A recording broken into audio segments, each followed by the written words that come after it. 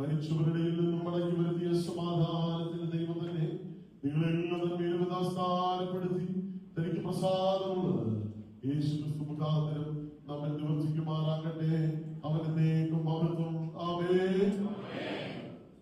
ആകാശവും ഭൂമിയും സൃഷ്ടിച്ച അത്യുന്നതനായ ദൈവത്താൽ നാം അനുഗ്രഹിക്കപ്പെട്ടവരാകുന്നു. ദൈവത്തിന്റെ സ്നേഹവും പുത്രനായ ക്രിസ്തുവിന്റെ കൃപയും പരിശുദ്ധാത്മാവിന്റെ കൂട്ടായി നാം മേലും പ്രാർത്ഥിച്ചെല്ലും വിഷയങ്ങളുടെ മേലും കടന്നു വന്ന ദൈവജനത്തിന്റെ മേലും ലോകമെമ്പാടും സകല വിശുദ്ധ